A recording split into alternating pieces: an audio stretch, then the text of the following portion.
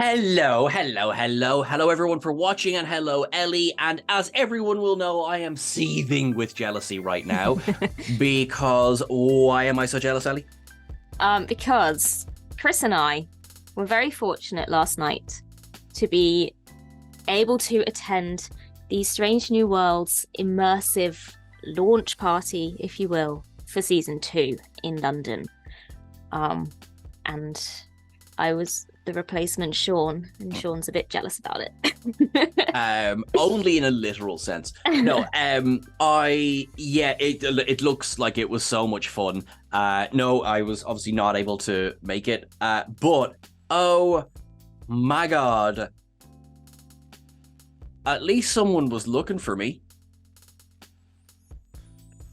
Tom, insert the clip. Sean, where are you? Which, listen, I will take that. No, okay, in all seriousness though, it looks like it was a lot of fun. How was it? What was it like? Kind of, just top line thoughts. What was it like? It was immersive. It was brilliant. So basically it was at the Outer Net, I guess, is it an exhibition centre?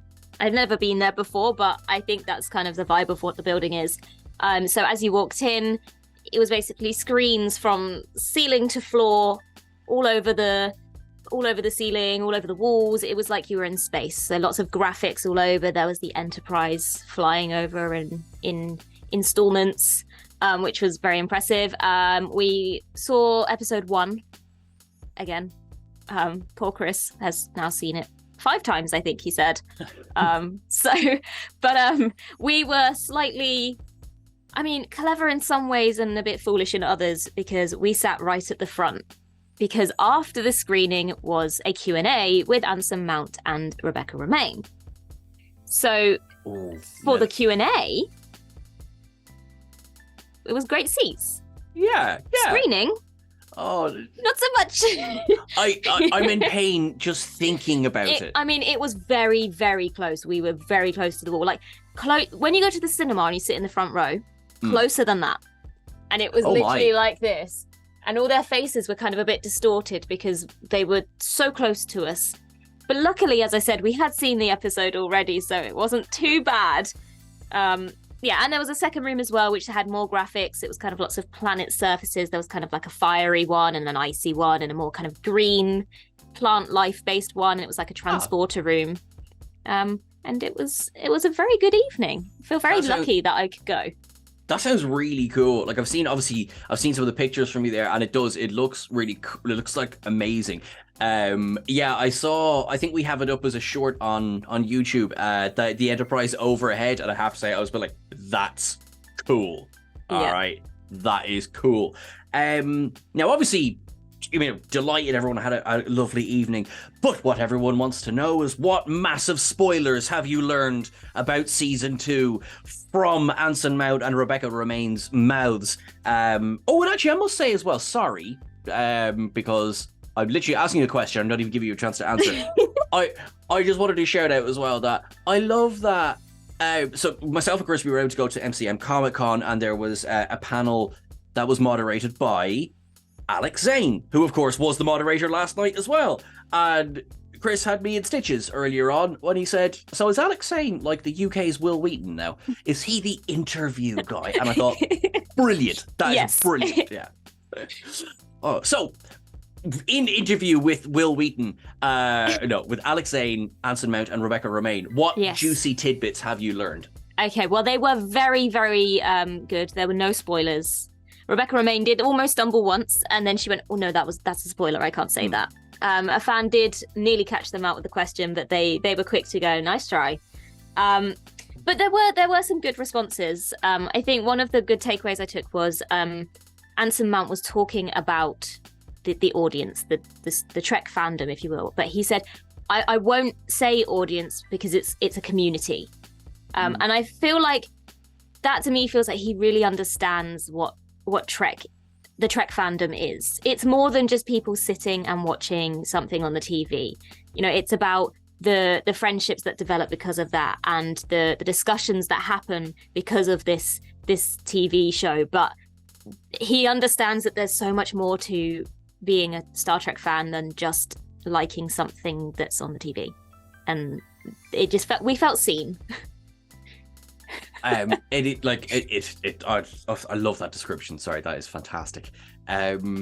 Because you do get that feeling, like whenever you see them in interviews, and sometimes, not all of them, sometimes you can tell when it's being faked. You know what I mean? Like, I really love this Star Trek thing that I'm involved in, you know, and you don't get that feeling, No, particularly not at all. from them. No, they did refer to the whole production crew. I mean, Rebecca Romijn said it quite a few times actually about how everybody involved is a Trekkie. And it kind of gives you a sense that the show is in somewhat safe hands, because if you've got fans running the show, you feel like they're going to really put the time and effort into those finer details that someone who isn't so concerned with all the canon and all those sort of things might overlook. But even to the point where both Anson Mount and Rebecca Romijn said that they grew up watching Star Trek, and for them to now be in Star Trek, it's like a real pinch me moment all the time, that they are now living the dream. They are in fact living my dream. You are right. Yeah, and mine. Yeah, exactly. But I mean, bloody well earned. I love as well that point about, you know, the show's in good hands, the franchise in good hands. There was a question put to Anson, and like almost summing up his answer, like, the show's in good hands. They're madmen. And you know, the ideas that are coming out are like bonkers, because of course it was seconds before somebody asked, so let's talk about the Lower Decks episode, will we? Yeah, that was very interesting as well. I think the same thing would have happened for us. I think if we had just been told as a fandom, as fans of Strange New Worlds, of Lower Decks, there's going to be a crossover between Strange New Worlds and Lower Decks, and we had no video proof of how this was going to play out. We hadn't seen those live action Lower Decks characters on screen. We probably would question how this is going to work as well. And he did say, you know, when they first pitched this idea to him and told him about it, he said it was one of those moments where you just smile and nod, but inside you're going, are you crazy? Seriously? And my favorite part was, he said in his mind, he just suddenly thought of it was going to be like Roger Rabbit, which I think is brilliant, which is a brilliant film. But I don't know if it's really Star Trek. I mean, well, the baddie's Christopher Lloyd, so I mean, he was obviously the baddie in Star Trek 3. No, I'm not trying to reach. What are you talking about? But I love that, like, this idea of these like or half-sized cartoon characters running around the Enterprise. That was one thing actually that Rebecca Romijn, I think she said something about building on the comedy that hadn't been present for the beginning of season 1, but you do see it coming through. Obviously, like the Elysian Kingdom and things like that, you do see it coming through.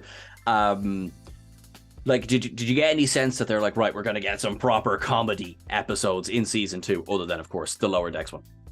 Yeah, no, I do feel like they definitely alluded to the fact that this season they've been able to kind of take control of the reins a little bit more, and maybe have a little bit more fun and play around now that they've kind of established the boundaries of where they can and can't go with this show. Definitely. Anson Mount was asked a very interesting question about his journey in season 1.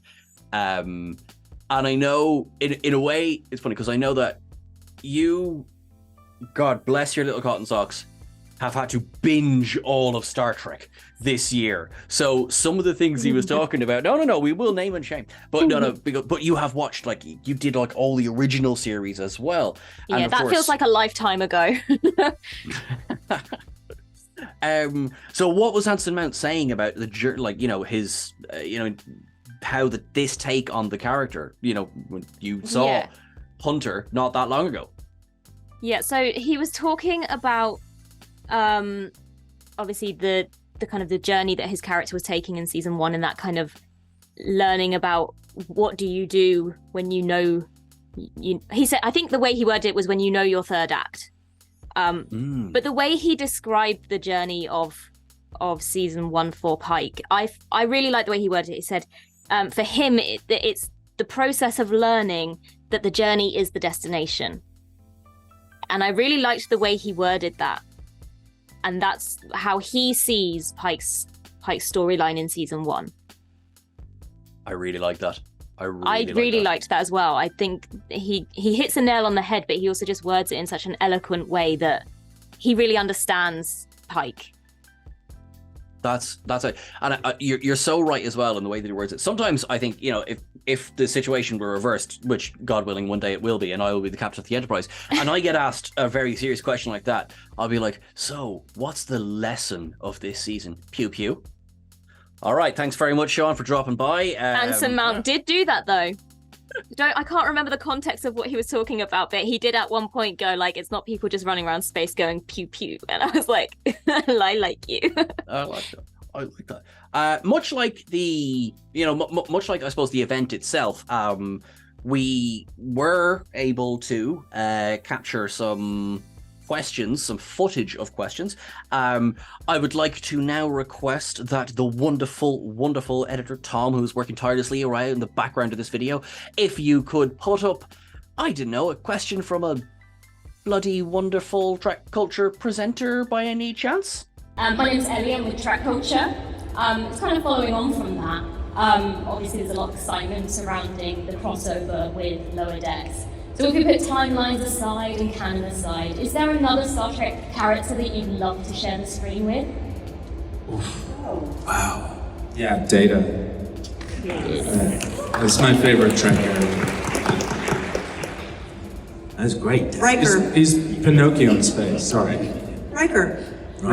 Yeah, well, I mean, just to work with Jonathan, right? Yeah, I would absolutely. love to be on camera with Jonathan. I'm so proud of you. I'm proud of myself because I was scared. And you got some good answers as well. So yeah, Data. Yeah. And do you know what as well? He was quick to answer that. Like, he knew his answer. He was like, Data is my favorite Star Trek character. And he also said he's Pinocchio in space, which I just thought was like, I've never thought of Data as Pinocchio before. I really like that as well. And I love as well how Rebecca's just like, Riker, it's Riker. It's Riker. Well, they'd spoken quite a lot about working with Jonathan Frakes as a director. And I think that just goes to show that there's such a great relationship between them as director and actors that it would just be so much fun for them to then share the screen with him as an actor as well as a director. Plus, I think somewhere in Paramount there's a contract that Jonathan Frakes has to appear in every single iteration of Star Trek since he joined the franchise, and he's making good on that. He's doing well. Wow, he's doing very well. Outside of course, your own wonderful question, was there a question that stood out to you as perhaps the most interesting or engaging, or one that just kind of went, ooh, and stuck in your memory? Yes, it was the final question, which went back to the wonderful Alex Zane. And he asked them if there was an episode or a moment that they were really excited for people to see in this upcoming season. Both of them, it was a beautiful moment to witness. Rebecca kind of leant over and nudged Anson on the shoulder, and both of them in unison said, Episode 9.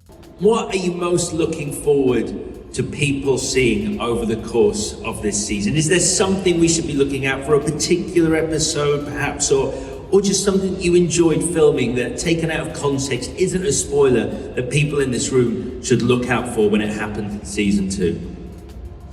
Episode 9. Okay. Mm-hmm. So now, Chris has a theory. Chris has a theory about episode 9. A theory, you say? What he could does this have theory a theory. be? Now, Chris's theory, based on, I believe, the title, which Is Subspace has been Rhapsody. announced? Yep, Subspace it is Rhapsody, indeed. yes. I wasn't sure if it had actually been announced or whether we were just about to spoil something. And yeah, based on their reaction, he thinks that episode 9 is a musical episode. And I feel like I've just heard half the fandom groan in misery and half the fandom go, what? I am in the latter half. I'm a musical fan anyway, and I was one of those people. I didn't hate that spate of musical episodes toward the around 2010 when every show was doing one. Buffy did it first. Anyway, Buffy did it best. Buffy did it brilliantly. I don't. Glee gave it a good run for its money for a couple of years. But I do feel like if any of the Star Trek shows can get away with it, Strange New Worlds is the one to do that. I mean, we've seen from episodes like episode 8 of season 1 that they can take those kind of more silly routes, and I don't mean silly as in it was still a brilliant story, but it doesn't take itself too seriously. And I think that's something that maybe the newer Star Trek shows have gone further down a kind of more serious, dramatic route. And even Rebecca Romijn said, you know, the original series, there are funny moments. And to kind of call back to what Trek started out as, and to say it's okay not to take yourself too seriously. You know, life isn't black and white. Sometimes things make you laugh, and then sometimes something really dramatic happens. And that is the nature of life, isn't it? It's the ups and the downs. Ellie, that was very well played. That was very well played. In fact, I'm giving that my latinum up. Fantastic. I think Chris is going to be very happy with you over that one. I think, yeah, based on the tiny evidence that we have already, I think it is going to be that. And I think Rebecca, didn't she speak to the fact that there are so many different themes and so many different genres in Strange New Worlds so far? Because I think one might assume that if you look at obviously Picard is finished now, but say let's look at the 5 Star Trek series at the moment. If you were going to go, one of them will be a musical, it'll be Lower Decks. Yeah. Do you know what I mean? And yet, I love that we're not cramming all of the... I mean, sorry, none of this confirmed, of course, but if this is a musical episode, I love that we're not just going, right, Lower Decks is the one that does the crazy stuff. And also, I feel like there's a big difference between a musical episode that's cartoons or a musical episode that's had so much time and effort put into it for costumes, for lyrics, for choreography, anything that comes into making a musical. It's very easy to just put that on the cartoon one where it will take less effort. I'm not saying it won't take effort, but when you weigh the two up, you're right. It's just a very different approach to it. And also, I enjoy choreography. What can I say? The first question that was asked was actually super interesting. If they were to appear on Lower Decks, what do they think what part of their characters' personalities would the writers dial up to 11? Yes. And I have to say their answers. Well, I'll tell you what, that question was just right before mine. And part of me was panicking because they started to talk about the crossover, and I was thinking, they're going to ask the same question as me. And then, I don't know what to do. But they didn't. But yeah, it was hilarious. I mean, Rebecca Romijn's answer was dominatrix. And Anson Mount answered that Pike could be a Boy Scout. I mean... True. And it's funny how both of those answers are like, yep, that makes perfect sense. There was brilliant. Anson turned around to Rebecca and just goes, "What would Jerry think of that?" And she's like, "Yeah, he'd love it." I'm just like, I'm learning so many things about so many Star Trek actors today, which I just thought was just hilarious. There was someone asked, I think, as well about the prosthetics and would they play characters with, or if they were to play characters, which would they prefer? Possibly we have the clip of that here. Hi, so one of the things I loved about Star Trek was the insane costumes and makeup, and of course with your costumes they're quite the standard roles, but is there any makeup or prosthetics that you think you would love to have tried on as a character at any point? Interesting. Would you like to have had the prosthetics of any character or race within the Star Trek? I had a taste of what that's like doing Future Pike,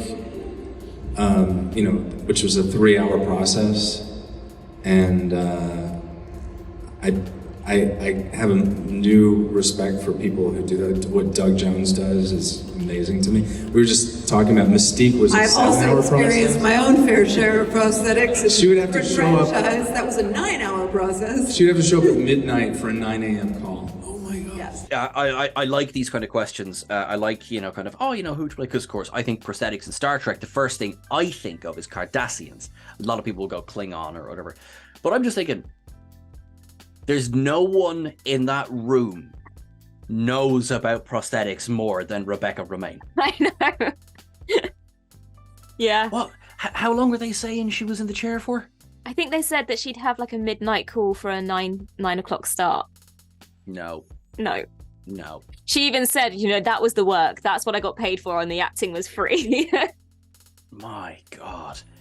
Like, I struggled brushing my hair. You know what I mean? Like the idea of sitting for 9 hours while someone paints blue scales on you. Yeah. Well, speaking of hair, though, to be there and witness the beauty that is Anson Mount's hair was something to behold. In fact, we were very lucky to be able to have a little chat with Anson Mount after the Q&A later on, and took a photo, and I sent it to my mum, and her response was, his hair is so beautiful.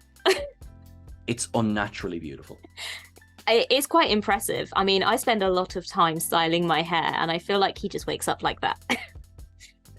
That, or like, just in the moments before he awakes, like, this choir of angels is just preparing him.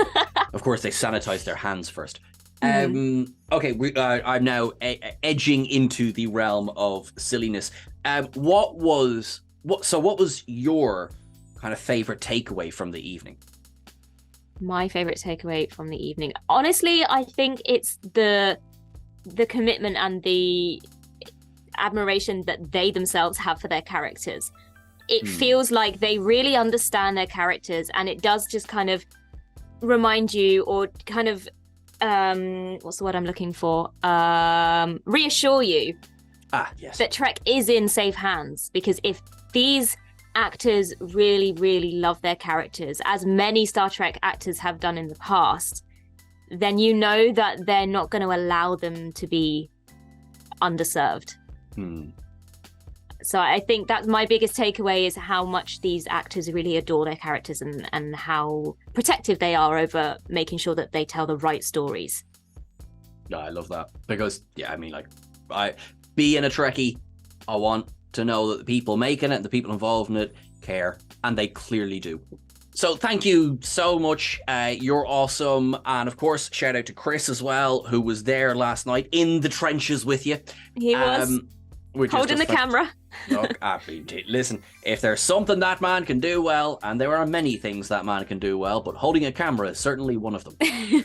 Folks, thank you so much for watching along. Remember, get in touch with us either by dropping a comment below this video. You can catch us on Twitter at TrekCulture, catch us on Instagram at TrekCultureYT. Ellie, where can we find you? You can find me on all the social medias, on Twitter, on Instagram, on TikTok, and if you want to, you can head over to TrekCulture as well, because, we'll give them a plug too. Sure, listen, we might, because they're a bit awesome. I'm Sean Ferrick on pretty much all the socials, and the wonderful Tom is at Tom C. Finn, and do send him love, because he deserves it.